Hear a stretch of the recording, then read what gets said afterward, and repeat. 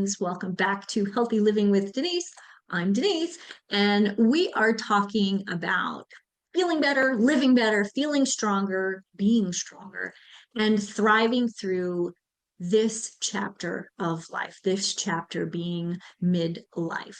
Um, and I'm really excited. I want to talk to you about something that I experienced a couple days ago. Well, actually, I guess it's been about a week.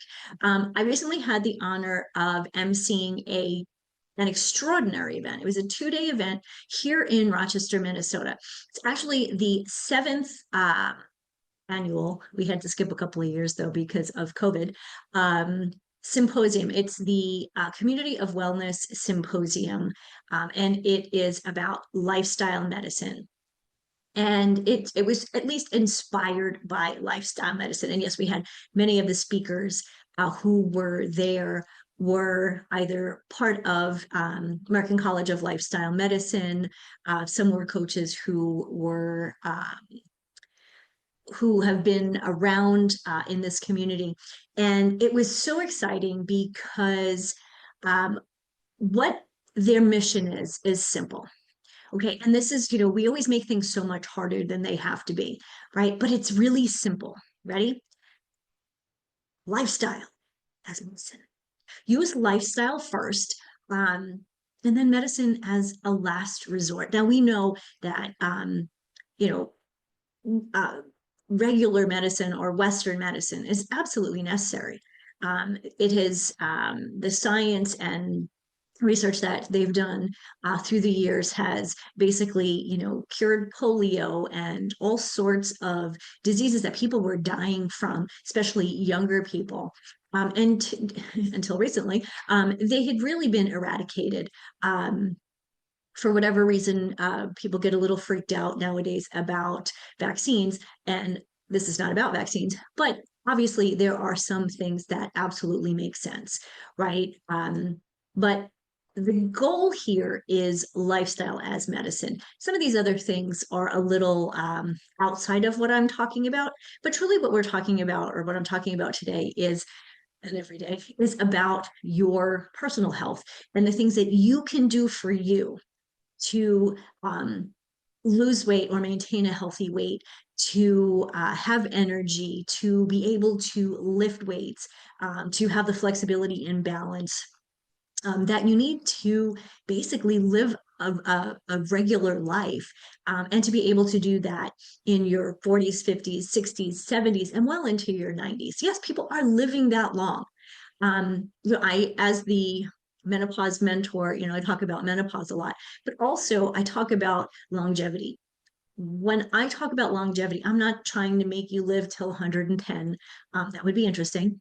But really, it is about the health span in those years as opposed to just a lifespan. But the cool thing with lifestyle as medicine is it's not the last resort. There are so many things that we can do to basically take care of ourselves and make sure we don't get certain diseases that basically are brought on by our lifestyles.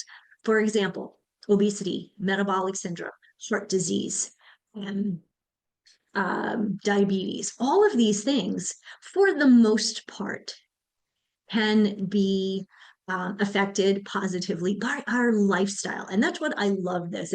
It's not pills first, not surgery first, but education first and prevention first. Healing from the inside out by paying attention to what you're eating, how you're sleeping, how you're connecting with others, whether you have passion in your life, passionate about, your friends and family, about your job or career or the volunteer efforts that you're doing, whatever that is.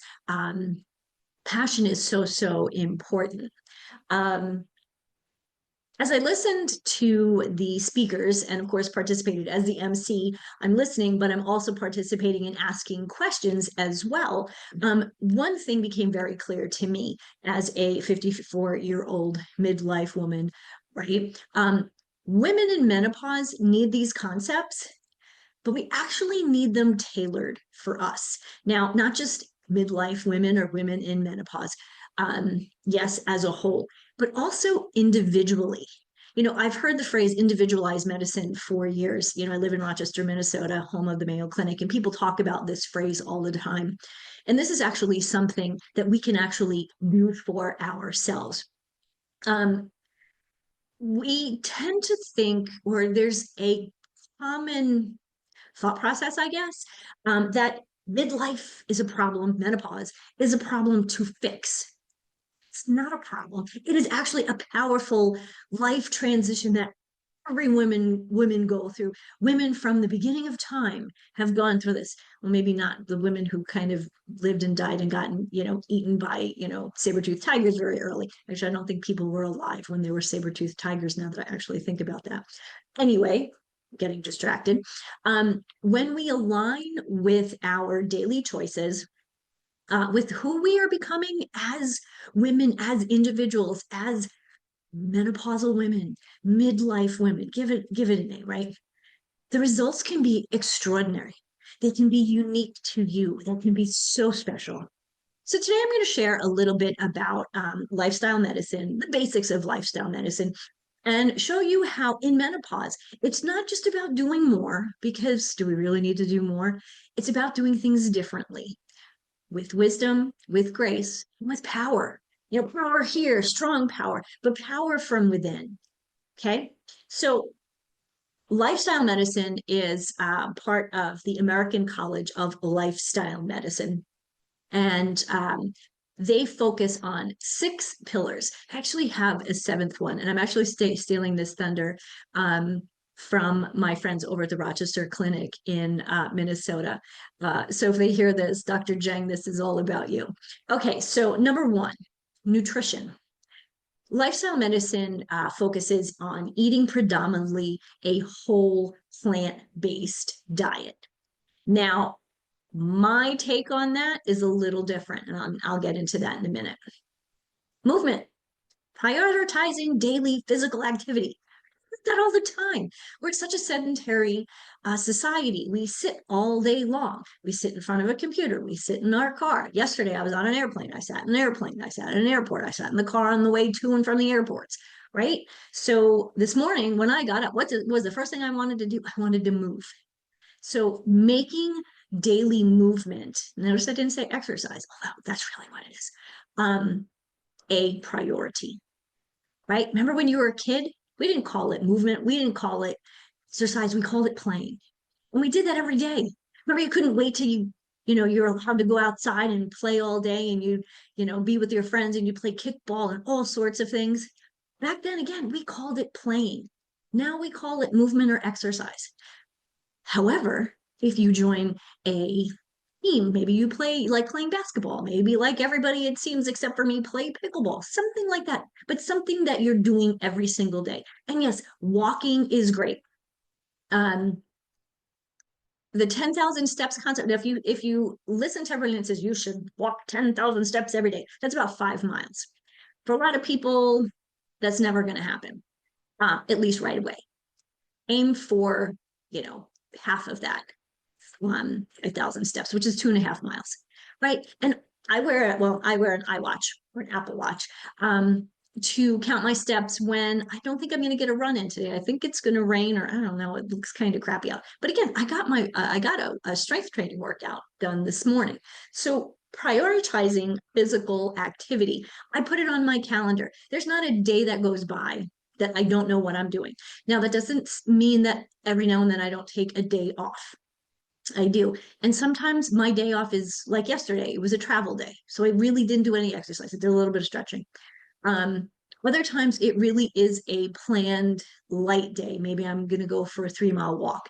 And that's not a power walk. That's just a nice walk out in the country with my husband. It's still activity and movement, but it is not necessarily what I would consider like real exercise. I'm moving, but I'm not really exercising to get my heart rate up. That's more of a kind of an off day. The third pillar is restorative sleep, getting deep, restful sleep, healing sleep.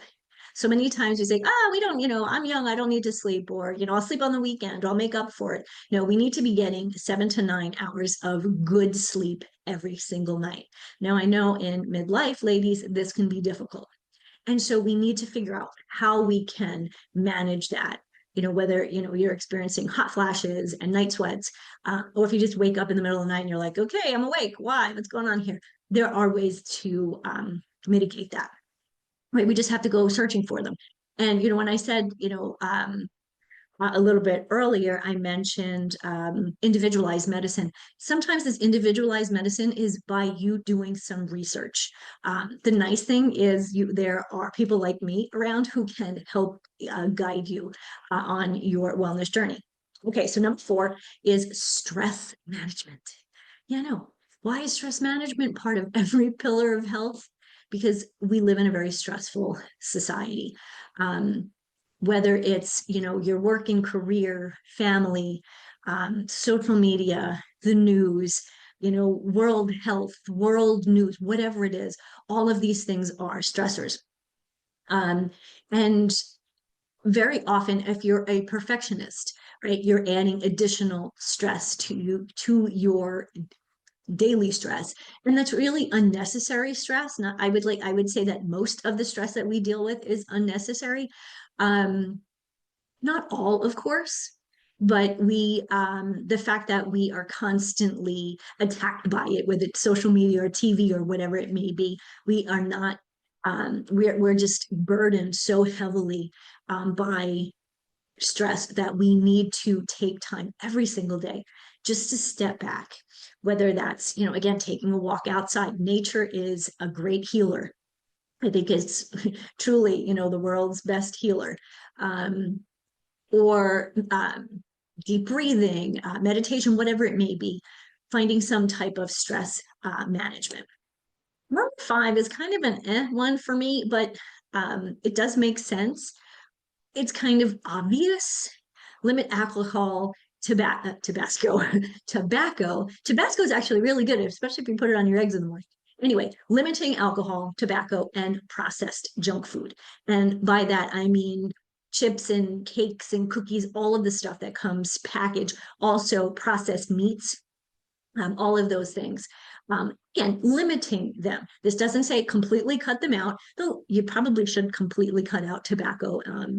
And even though processed junk food you should really cut out, sometimes it's just really hard, right? If you're traveling, whatever it may be, you're driving down the road and you just don't have anything with you and you're like, I gotta stop at the gas station. There are some healthier options there. Go for the nuts, as opposed to the chips, which chips will fill you up for a couple minutes, and then about 15 minutes later, you'll be hungry again. Anyway, so that's number 5. Number 6 is positive social connections, building meaningful, supportive relationships. Well, of course we want to do that. That's part of life, right?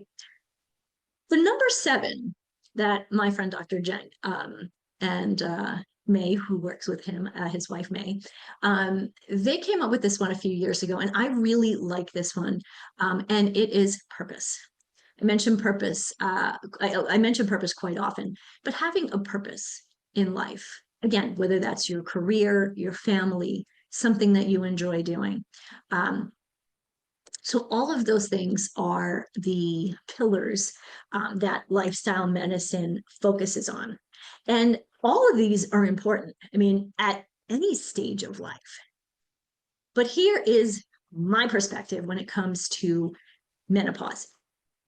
For menopausal women, we need to evolve. We need it to evolve, this whole concept of lifestyle medicine. In menopause, our nutritional needs shift, right?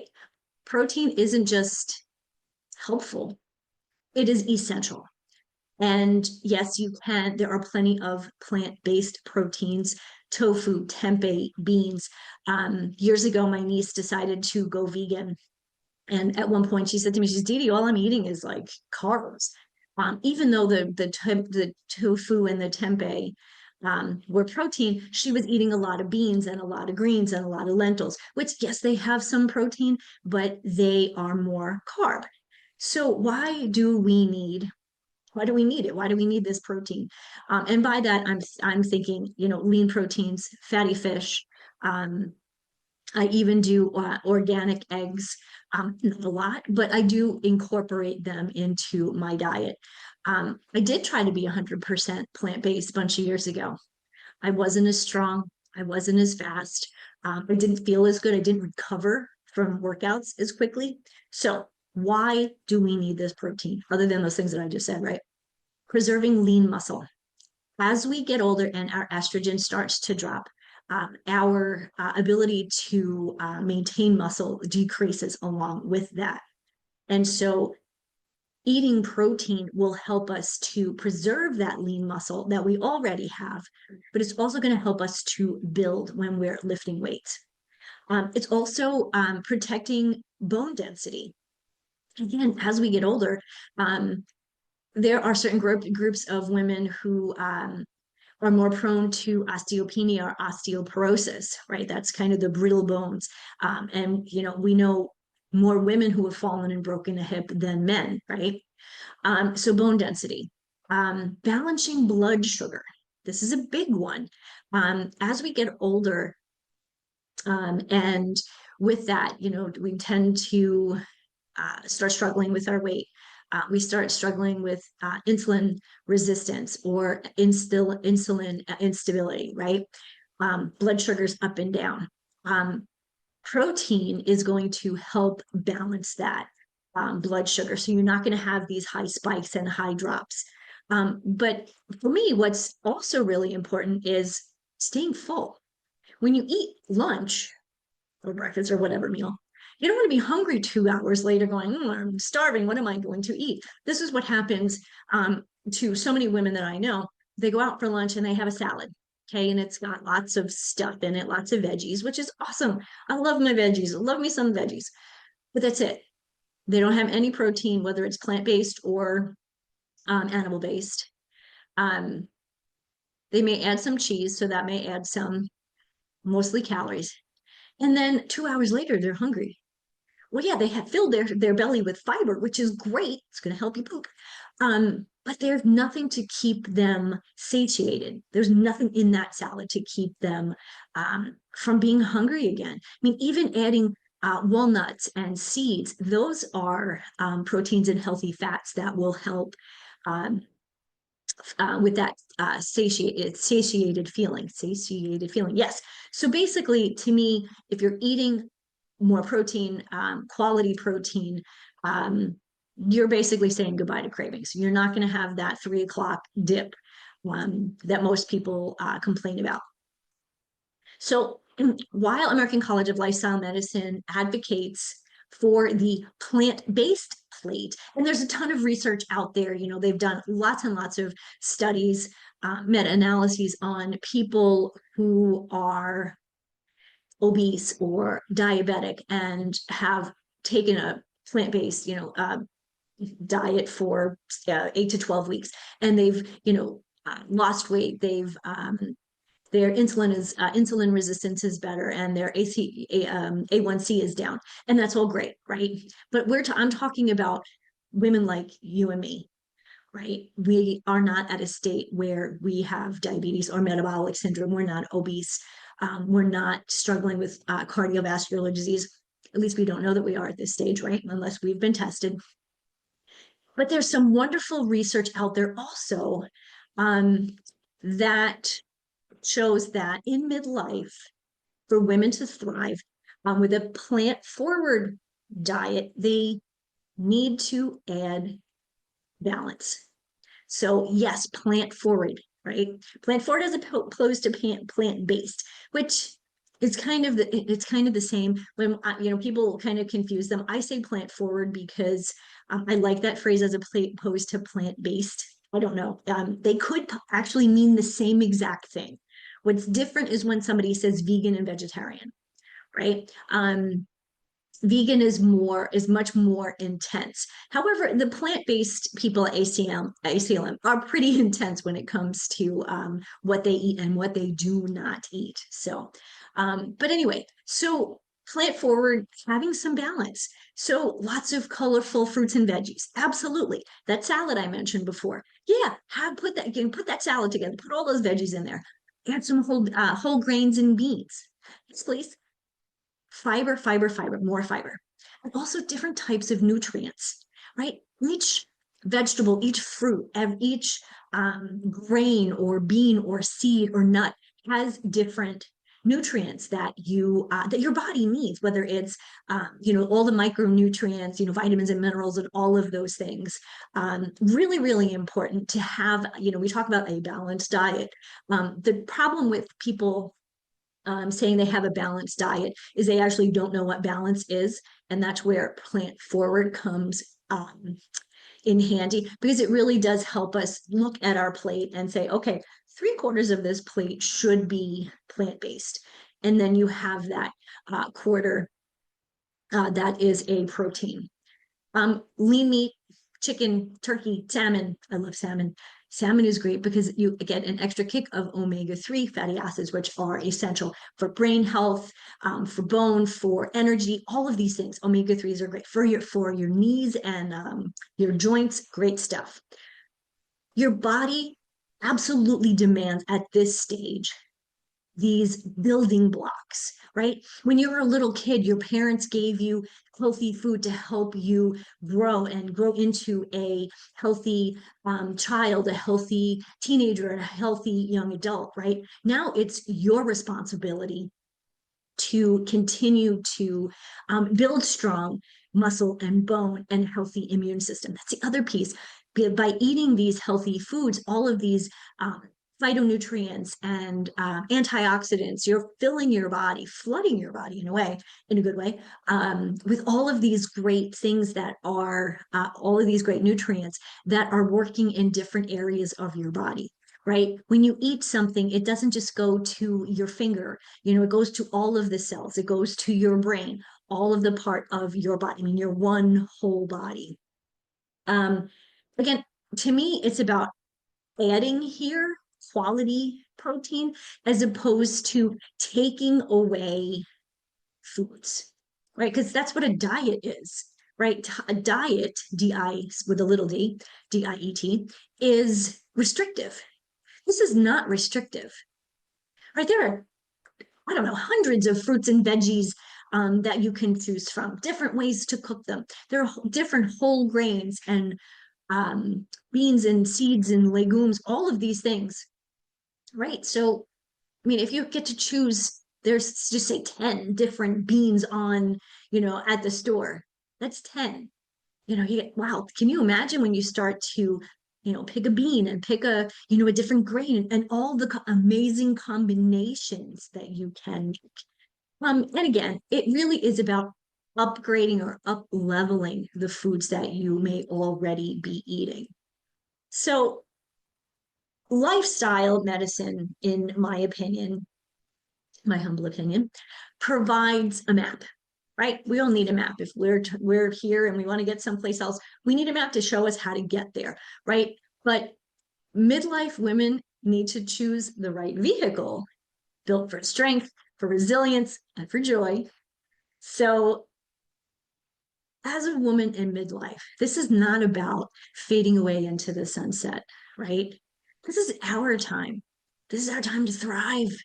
This is our time because we've taken care of everybody else in the past, right? Right? Kids, job, career, husband, spouse, wife, whatever, whomever, right? This is a time where you are meant to burn brighter, walk taller, live even more fully than you even thought possible, body, mind, and spirit, and truly to feel alive, right? Born, born, born, born to be alive. This is your time, ladies. So that's all I have for you today. In my next episode, we're going to dive a little bit deeper into the power of real food. I talk about real food all the time, not rules, and how you can fuel your radiance from the inside out. Until then, I leave you with this. Your healthiest years are not behind you. They're just beginning. Healthy living, happy life. I'll see you soon.